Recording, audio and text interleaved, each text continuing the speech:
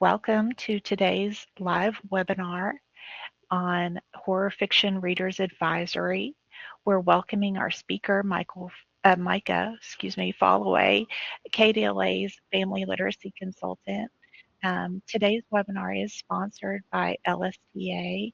KDLA is supported by the Library Sciences and Technology Act, and we thank the Institute of Museum and Library Services for their sponsorship. Welcome, Micah. Good day, everybody. I was going to say good morning, but you might be watching this at the middle of the night. So good morning, good night, good evening, wherever you may be. Welcome to this awesome webinar, all you ghosts, goblins, ghouls, creatures, wherever you identify yourself for the Halloween season. So this is the webinar. We are not alone, slashing into horror fiction. And first of all, the book on this first slide, Paperbacks from Hell. I've had this book for a little bit, and I just cracked it open the other day, which I wish I should have opened up earlier. But if you do like old classic horror paperbacks, anything for the occult, vampire, zombies, I highly recommend this. The author is really good too, Grady Hendrix. So yeah, there's going to be plenty of titles, and I hope that you will leave with at least a few books that you would like to read. So, horror fiction defined. So when we think of horror fiction, what comes to your mind? You can post it in the chat, or you can think about it to yourself. It is a story where the intention is to scare the reader.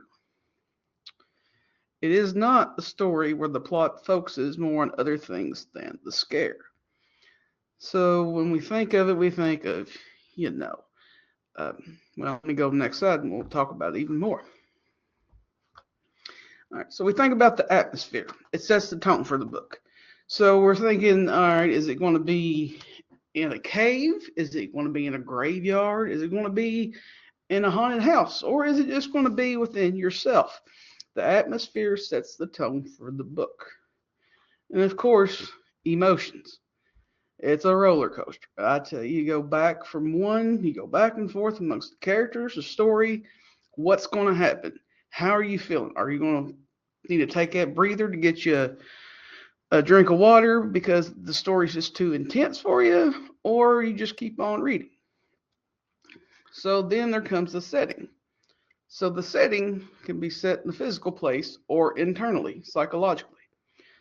So like I mentioned, it could be, the actual location, or it could be the mind games inside of yourself. Then, of course, comes the character or characters. The emotions each character has and brings into the story can be like past histories, previous experiences as a child or as an adult. If you think of past characters such as, we'll talk about this book later on, but think of the book It by Stephen King. All the children had their own past experiences that led them to be the character that they are. And then we talk about the pace. It can be slow, it can be fast. It don't necessarily mean the page length of the story. So say, for instance, once you're hooked into that book, it could go really fast, or it might be what I call a slow burn. And then you have the battle of the antagonist versus the protagonist. The antagonist, how are they depicted? Is it a spirit? Is it a human with defects within themselves or physically? Could it be creatures? Could it be animals? Could it be ghosts? Or could it be just another spirit of some sort? And the protagonist. What is the protagonist? What are they bringing into the story? Is it that they had an experience as a child that they are now succumb to this spirit, or succumb to visiting this demon? So who is the protagonist? What builds the protagonist? And then, of course, there is the ending. Oh, the meat and potatoes. Well, I call it meat and potatoes the ending. But how does the story end? What is the author's intention at the end of the novel? Is it to leave you as a cliffhanger? Is it to leave you happy? Is it to leave you questioning, like, Okay, I finished this novel. What do I do next? Do I just put it down? Do I go back and reread the ending? What do we do? Could it be that everything disappears? That the snap of your finger and the world has gone? There's now an open void? Could you awaken from a dream? Could it just be all within yourself in one night? For instance, last night I decided to watch the movie um, Misery, which is a grave mistake because, if you've seen Misery or if you've read the book, you know how gruesome it could be. So internally, I wake up this morning scared to death. Could also be the ending be happening years later, so like 20 years later. All the characters come back, or the antagonist comes back to recollect history or to continue the story in maybe another series. Or is there just a bunch like unknowns? Is there just a bunch of uncertainty? Do you want to just say, I'm going to dump this book? I wish I'd never read it. I'm going to put a 0 star on Goodreads, or you don't, what are you going to do? So those are some things to think of when it comes to characteristics. Now, let's dive into the beginning. One of the first early writings, which you can access this on Project Gutenberg, is called Pliny the Younger to Lucius Sura. And this is one of the most earliest depictions of horror fiction. And as you see with the image from the novel, is the presence of spirits. So now we go from there to Gothic horror. Gothic horror, it's very atmospheric. Scenes of darkness, dreariness, personal events, spirits, Gothic heroes or heroines. The Catholic Church really comes into perspective during this time. And then there's the use of space and time. So in 1706, there is the apparition of Mrs. Veal by Daniel Defoe. It's the first modern ghost story. It's a tale of Miss Bargrove, who is visited by Mrs. Veal and an old friend and neighbor. So they're sitting having a conversation, and after the conversation, Miss Veal decides to just go on her own. Tired of living in the world, just decides to walk off. Kind of like when you walk into the sunset in the evening, you just kind of disappear from everybody. But Miss Bargrave says she's not dead. Where is she? So she goes on a search to find Miss Veal. Does she find Miss Veal? I'll leave that to you, and maybe you'll like to read this book as well. Then we dive 10 years later to The Drummer or The Haunted House by Joseph Addison. It was a play based off Lady Truman. She's widowed when learning that her husband, Sir George, has been killed in the war. The house she lives in starts hearing the sounds of drumming. Could it be that her husband is still in the house of the spirit? Or could there be another spirit in the house that she is unaware of? Now, some other titles to consider today is we got Mexican Gothic, written by Silvia Moreno Garcia, and the protagonist Noemi receives a letter from a newly cousins to save her from doom in Mexico. Not sure what will happen, she meets an unknown man, questioning what he's going to do in the town of High Place. This has elements of supernatural, Gothic, and the 80s atmosphere. So think grunge, dark colors, and then you have also the Mexican influence in the setting. And then there's also Alex E. Harrow, a Kentucky author who wrote A Starling House. This story tells about Opal, who is a woman experiences a lot of bad luck along with natural disasters. She finds out the house is just more than a place to live. And then you have Victorian Psycho, uh, very dark and grim. It's about a fancy psycho killer who has an unpredictable mind with actions that are taking place that have no unknown consequences. And then we can't forget the good old Coraline by Neil Gaiman. Whether if you're a big fan of the book, the movie, um, the audiobook, it's just one of the favorites that I've always really enjoyed. And Other Mother, if you remember reading the book or seeing the movie, creeps me out. I don't know about you all. And then we have this new book by R.F. Kuang, Catabases. Imagine if Dante's Inferno meets Susanna Clark's Piranesi. It's dark academia where students do whatever possible to save their professor. Then lastly, there is What Moved the Dead by T. Kingfisher. It's a modern retelling of the fall of the House of Usher. A group of friends discuss more than just a friend who is ill and must learn the secret of the house.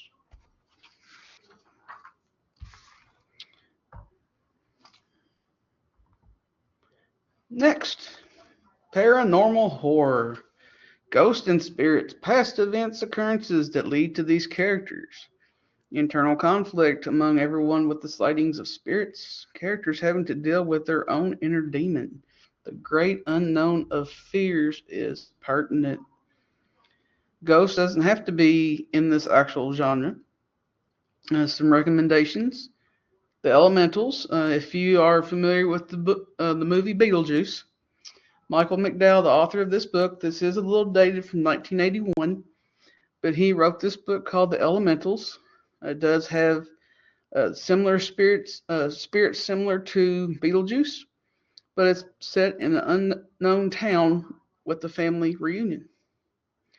Then you have The Little Strangers by Sarah Waters. Post-war summer, one family lives in a house. The protagonist, Dr. Faraday, living with Arise's family, feel there's something more than just inside. And then there's Shirley Jackson, The Haunting of Hill House, another classic. Then you have Stephen King's The Shining, House of Leaves. If you find this book, I highly recommend you get the book in paperback or hardcover because it does have letters and actual things you take out of the book as you read to learn what's going on in the story. And then one of my favorites is A Head Full of Ghosts by Paul Tremblay. It won the 2015 Bram Stoker Award. It's a chilling thriller where a Barrett family living a normal life is just goes about their day when they find out that one of their children, Marjorie, begins acting strange.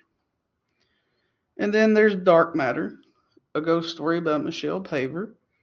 It tells the ghost story set in the 1930s where Jack is offered the chance to join an expedition where spirits are high and the journey is not as easy as expected. Any questions? All right. All right, vampires. Dates to the 1700s with Eastern folklore.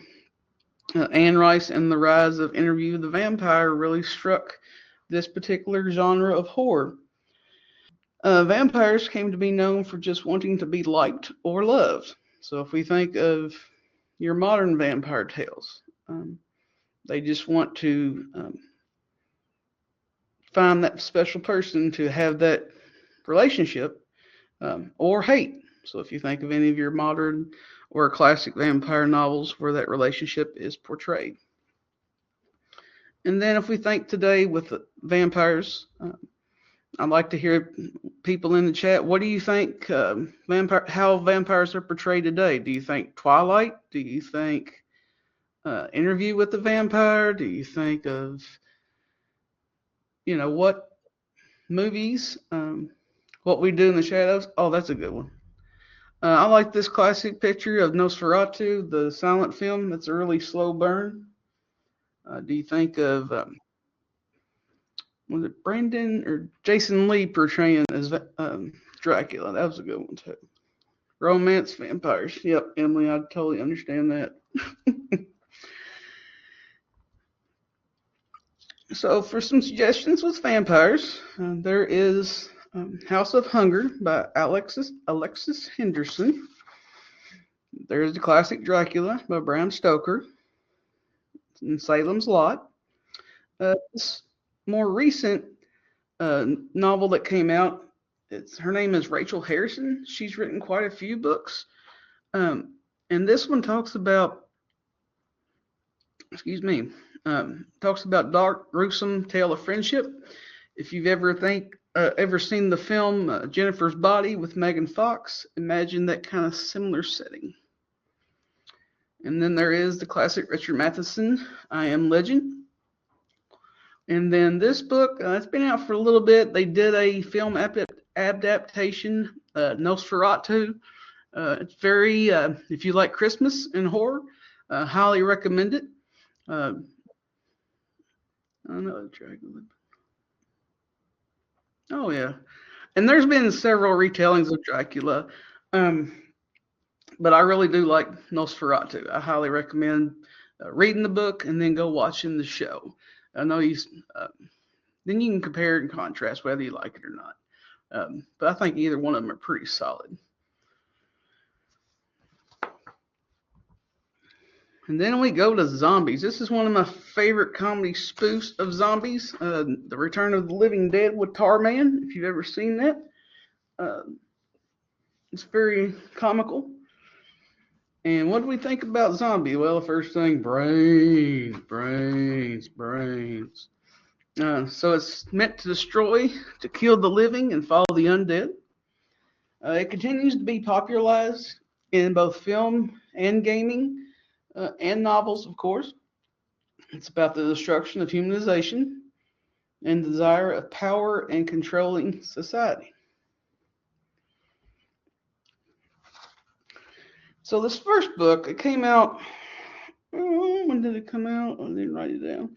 But George A. Romero, who passed away several years ago, he was known for the film Night of the Living Dead. So when he passed, Daniel Kraus, who also is a more kind of like animatronic, post-apocalyptic horror. He ended up picking up where George A. Romero left off and wrote this book. Now it is a honker of a book. It's about 600 pages, and if you're an audio listener, I highly recommend it because it's a full cast for the book itself. And then there is another one, one of my favorite authors, Paul Tremblay, with Survivor Song, Suspense and Terror from the Bram Stoker Winter, where characters fight for their lives to survive in Massachusetts. And for those who are the Walking Dead fans of the TV show, they did come out with some novels based off of Robert Kirkman's work. So this one here was one of the first ones they released, The Walking Dead, The Rise of the Governor. And then we have the classical Cell by Stephen King. And then we also have The Forest of Hands and Teeth. This is a teen fiction novel from the early 2000s.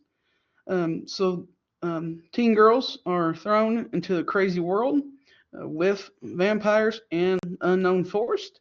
So if you enjoy the show The Last of Us, I highly recommend this one. This is also a first book in a trilogy. Let's see here. Let's go. And then a couple of others to consider.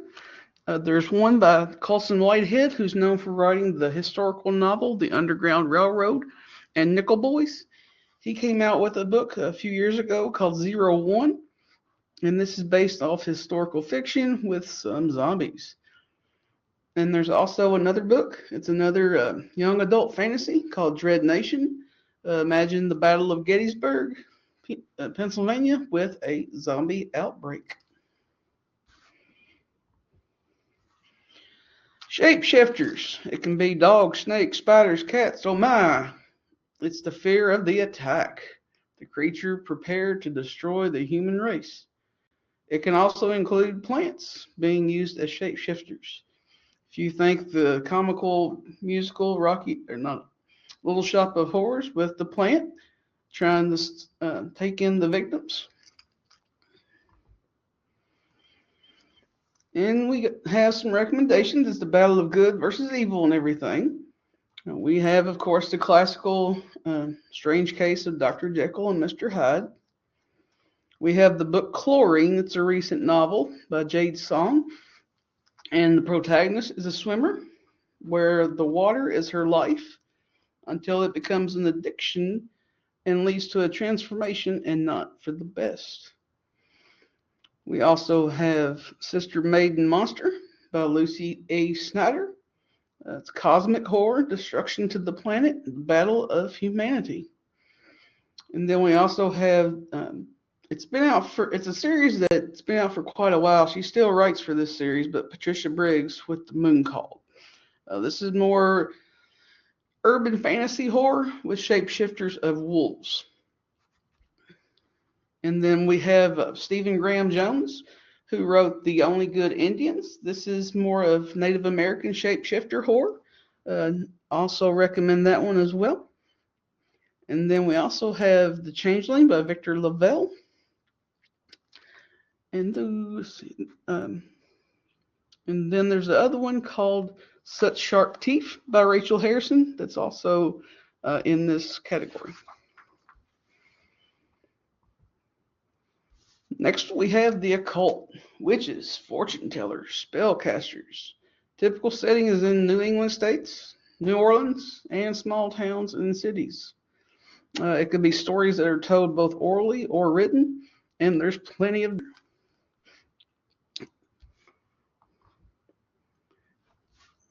Some recommended titles: Witchcraft for Wayward Girls by Grady Hendrix.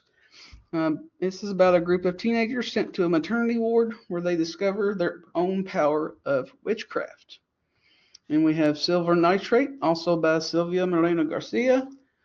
And we also have Slewfoot. This is a tale of the bewitcher. Imagine late 1600s.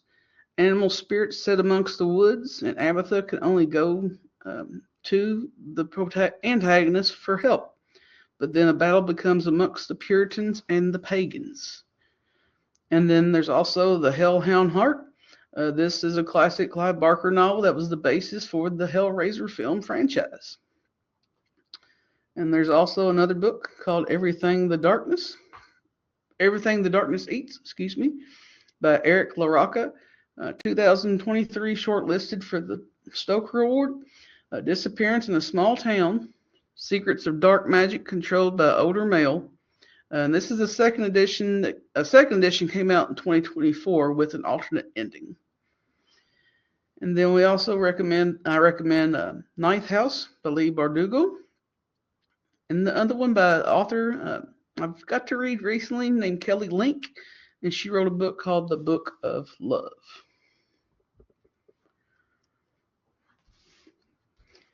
All right, psychological horror, mind games, insane murderers, psychos. Antagonist is often trusted by the protagonist.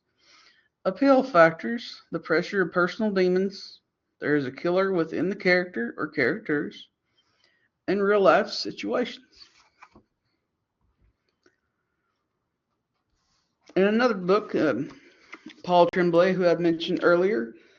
This is about a home invasion by strangers. It was adapted into a film starring Dave Bautista. If you've ever watched Guardians of the Galaxy, he played Drax.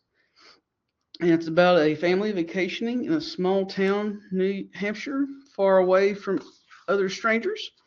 And this adds horror, suspense, and a page turner. And then there is Psycho. There's also a book that came out back in 2020 called Tender is the Flesh.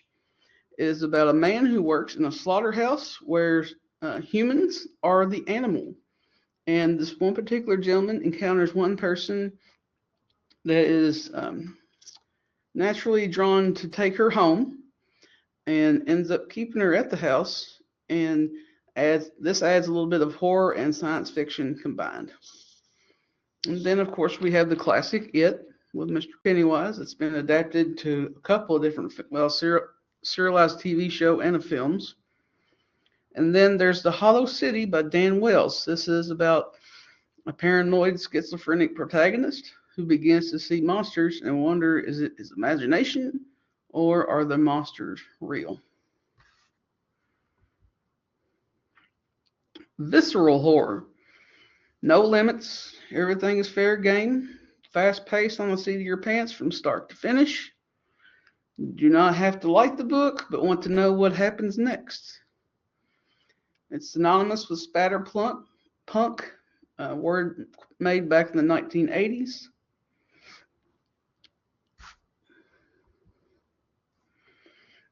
And then some recommendations. This book came out recently called The Cotton Candy Massacre. It's about clowns. So if you are, trigger warning, if you do not like clowns, I do not recommend it. Gore, and it's about visiting a circus called Bonkin's Bonanza. It was the 2023 winner of the Godless 666 award. And then there is the classic American Psycho. Like one of the quotes, you don't want to judge yourself, but don't judge another person by their business card. You have Full Brutal by Christopher Triana. Violence and gore from a female perspective. Protagonist manipulates victims, causing murder and melee damage.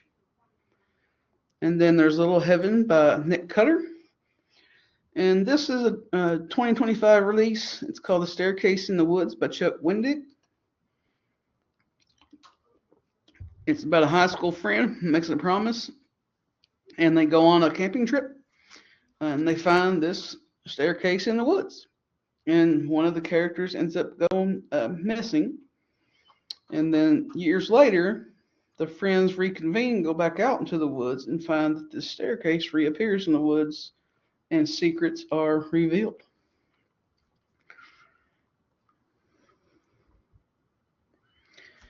And then there's The Devil. If you are a fan of rock music, there's a band called Shinedown, and there's a song called The Devil in the Next Room. Highly recommend that song. The devil, the fiction, represents all around the world. Can mean signs of death and evil. Can be affiliated with various religions. And common plot lines is possession, worship and ruins, rituals, curses or cursed objects, and selling yourself. And some recommendations is Horns by Joe Hill. This was Harry Potter. I'm thinking off the top of my head. I can't remember his name. But anyway, he portrayed it in the film. He plays the character Ignatius, who spends the night partying it up and wakes up the next day with horns growing out of his head. And then he comes to find out that he is to blame for the death of his girlfriend, what leads to questions of the unknown and his own identity. And then there's another one called Devil's Day by Andrew Michael Hurley. There's another one I recommend called Seed by Ania Alborn. This recent release is The Hounding by Zenobi Purvis. And then there's also The Devil in Silver by Victor Lavelle. And then there's another title. This is a YA fantasy called Silver on the Road by Laura Ann Gilman. It is a YA fantasy about protagonist who decides to work for the devil as her birthday wish. They travel to various places attempting to help people, but is it for the common good?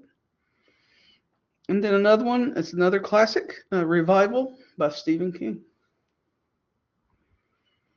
Now, let's lighten the load a little bit and let's go to some humorous horror. It's a more recent genre. It takes spoof off television and films. Anything that could happen. Awkward situations. Slap comedy. What's the worst that can happen in a funny way? Again, I recommend this one, A Horror Store by Grady Hendrix. If you've ever been to IKEA, picture a comedy horror novel set in IKEA. It's very funny. and the book is in oblong shape. It's kind of like it's set up just like an IKEA catalog if you've ever had an IKEA catalog. And then Secret Santa, this guy, Andrew Schaefer, is from Kentucky. This is about an office party where they have a white elephant exchange, and one of the boxes turned out to be a mysterious creature. And then there is Meddling Kids by Edgar Quintero. This is some kind of like imagine Scooby Doo, but in a novel form. And then there's also John Dies at the End by David Wong. And a newer novel, it's called Butcher and Blackbird by Brand Weaver. It's the first in a trilogy. Imagine including TikTok, Friends to Lovers, Ghosts, small town cities to metropolitan areas. And then there's also a book that was novelized from the podcast Welcome to Nightville by Joseph Frank.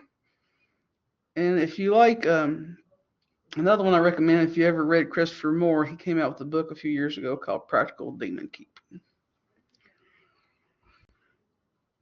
Now, some of us may not enjoy reading full novels, so we have graphic novels. Plenty of emotions expressed. Illustrations display the emotions from most characters. It pairs the reader with the gore and suspense of what is going on or what is going to happen next. And of course, you can judge a book by its cover. So we have The Walking Dead, which is a classic. It's been still, I believe it's still being published by Image Comics. There's the one From Hell by Alan Moore that was adapted into a film. There's The Sandman by Neil Gaiman. R.L. Stine came out with a graphic novel for teens a few years ago called The Graveyard Club that's still being published. Highly recommend it. It's a group of friends that are just trying to solve these mysteries and also the horror genre included with zombies. And then for those who are foodies, have heard of Anthony Bourdain. In 2018, before his passing, he released a graphic novel with Joel Rose called Hungry Ghosts. It's a gameplay of storytelling with ghosts and spirits, game of survival. It's actually inspired by a Japanese game, and there is the common thread of food. And then another one is Lock and Key by Joe Hill. My favorite thing is Monsters by Emil Ferris. This came out a few years ago, and I believe there's a new one out recently. And there's another graphic novel series. It's called Kill Train by Quintero Briggs, Niosi, D'Angelo, and Carey. Imagine dystopia, game of survival, where underground New York and trains with past histories and fighting. And then we also have short stories and anthologies. These are a less commitment to finish, so you can just pick up, read a story, put it down, and the convenience of finding new authors you may not know about. So we have the first one here by Carmen Maria Machado, Her Body and Other Parties. Never Whistle at Night, an indigenous dark fiction, edited by Shane Hawk and Theodore C. Van Last Jr. Our Shadows Have Claws by Yamil Salid Mendez and Amparo Ortiz. I highly recommend the best of the best horror of the year. This comes out every year. I think they're on edition 14. So again, you can just pick it up and put it down after you read a story or two. And then there's Screams in the Dark, From the Dark, 25 Tales of Monsters and the Monstrous. And then there's another one called Dark Stars, New Tales of Darkest Horror by John F. D. Taff.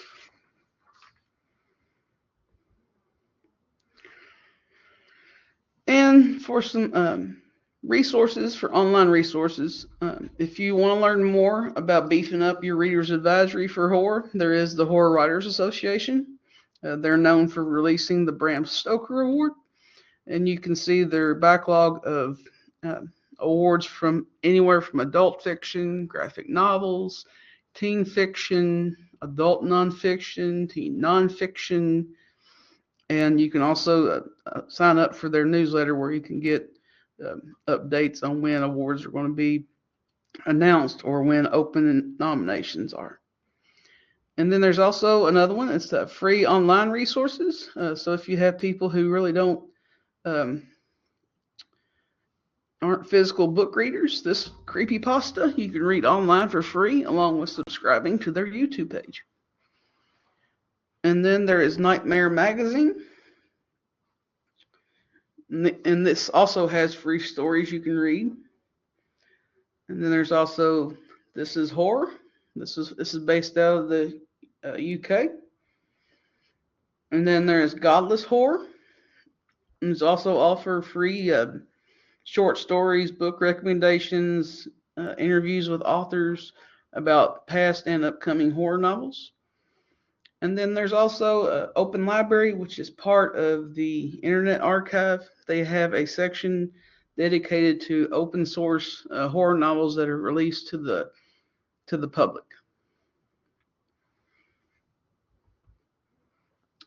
And before I leave, I forgot to leave out one more category.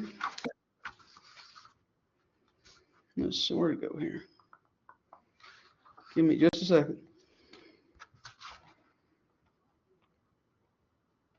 Yep, I forgot to leave out monsters. Giants, mummies, sea creatures, flying small town little cities. How do you explain their existence?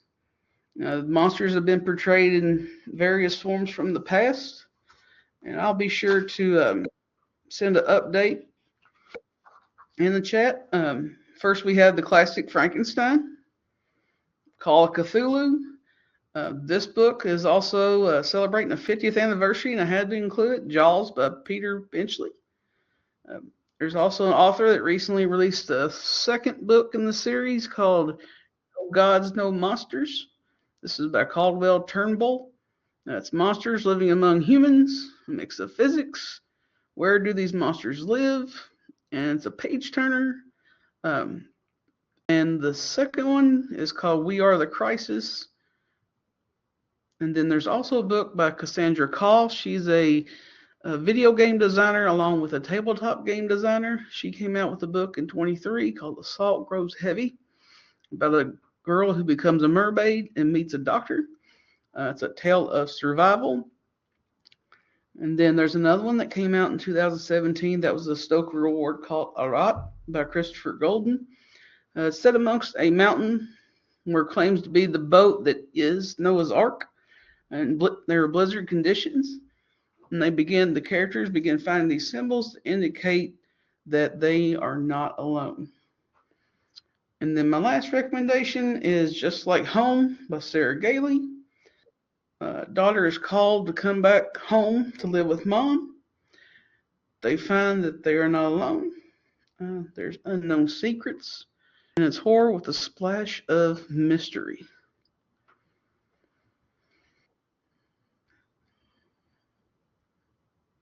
I think Leech should be a little creepy. I think. But any questions? Oh, I love y'all's recommendations.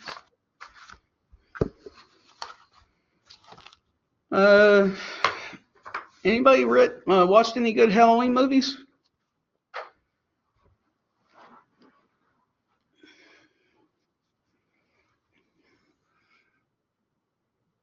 I've heard Riley Sager's pretty good, Emily. Her covers definitely draw my attention.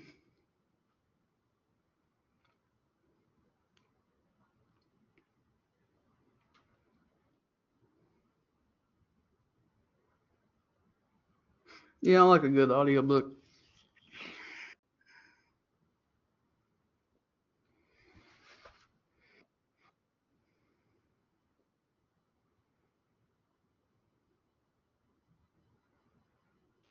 Micah, could you read out some of the Yes. stats for the recording? Thank you.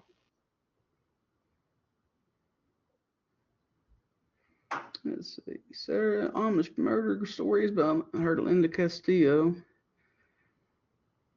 Jessica, you said I had a patron ask for Eldritch Horror Rex the other day besides Lovecraft. There was a series that came out a while back ago called Lovecraft Country. They turned it into television series, I do believe, and there's like maybe 2 or 3 in that series. Um, I haven't heard of The Silent Companion, Haley. That sounds pretty cool. It seems like today's publishing world with horror, they're just going every which way. I mean, you have your historical horror. I mean, you just have plain up gore. Um, and then there's also been the emergence of the last girl um, last girl survival. Saul Killed Girls by Claire LeGrand Supernatural. Huh. Yeah, Danielle, I'd be interested to see if there would ever be an emergence of Amish horror. Like thriller sounds pretty cool because we know in our libraries that there's so much Amish fiction that people check out.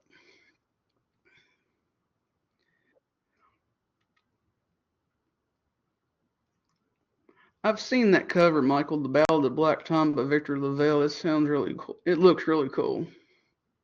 No, he's been publishing for quite a while. And another couple other websites I recommend. Uh, Burrows Beneath Me. That's true, Sarah. I didn't think of that one. Now, a couple other websites you might want to put in your tool belt if you haven't used them already. Fantastic Fiction is really good. It's it was originally based out of the UK, and if you can look up by any author or title series, and if you scroll down to the bottom, it'll have recommendations for other authors and books to include in your tool belt. And we also have, if you haven't heard of teaching books, if you can go to our KDLA website, that's also a really good tool you can use in your libraries. It's included for all kids, teens, and there are some adult titles in there as well.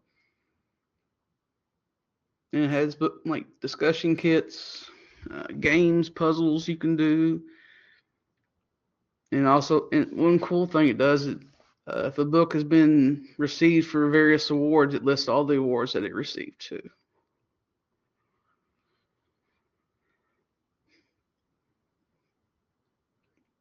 I have to ask this question: has anyone watched the movie Terrifier? If you don't like clowns, I totally understand. Brace yourself, Emily. That's all I have to say. No, but it's a it's an interesting film, that's for sure. And Halloween is the fall season is always my favorite time of the season. Until you have to set. Don't forget we set our clocks back here for too long, so that's gonna be nice losing an hour's sleep.